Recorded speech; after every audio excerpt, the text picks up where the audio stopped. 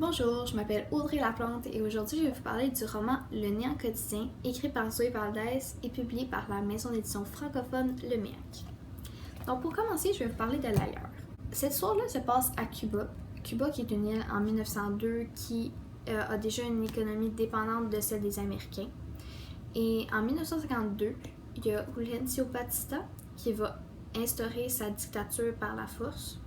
Cela va entraîner beaucoup de haine chez les Cubains, mais les Américains ne vont pas réagir puisque ça va avec leur intérêt. Donc, c'est plus tard, il y a Fidel Castro, que vous connaissez probablement, qui va se battre afin de mettre cette dictature-là, ce gouvernement par terre. Puis, il va réussir avec tous ses efforts, puis malgré ses échecs, il va réussir à entrer au gouvernement en 1961. Il va instaurer un régime politique communiste. Il veut séparer dans le fond les richesses également partout.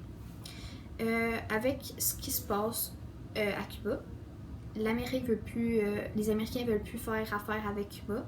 Et là, Cuba va devoir se tourner vers un autre pays pour qu'est-ce qui est économique. Ils vont se tourner vers l'URSS. L'URSS qui va par contre s'effondrer en 1991 suite à la guerre froide. Donc là, cela va entraîner une grande crise économique à Cuba et va entraîner beaucoup de problèmes.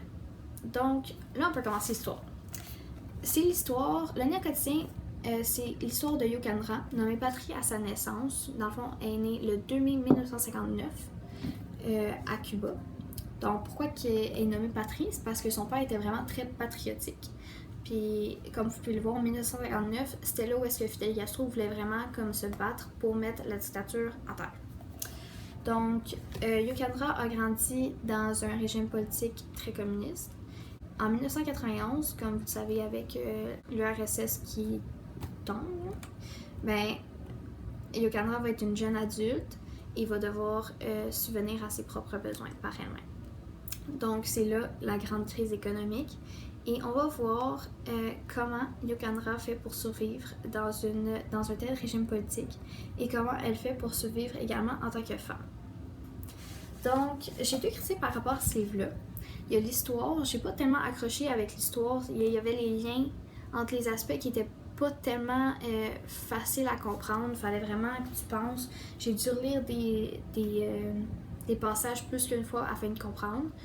Il fallait être plus calé en matière de Cuba. Moi, il y avait un moment donné que j'étais comme, là, je peux pas continuer à lire si je sais pas c'est quoi qui se passe à Cuba. Donc, j'ai dû arrêter ma lecture, lire un peu sur Cuba, puis revenir, puis après ça, je comprenais mieux. Donc, il y avait ça.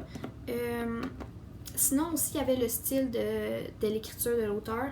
Elle faisait beaucoup de bons dans le futur ou des bons dans le passé, on savait pas trop. Il y avait des fois, je savais pas où on était où dans sa vie. C'était pas facile à suivre. Il y avait aussi du vocabulaire. Le vocabulaire que je comprenais pas toujours.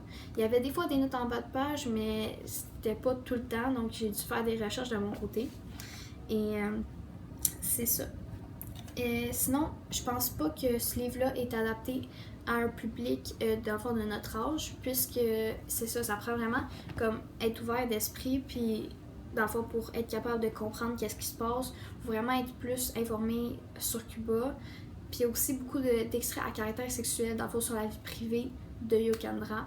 Donc c'est pour ça que je pense que c'est pas vraiment un livre qui est adapté à notre âge. Mais merci beaucoup!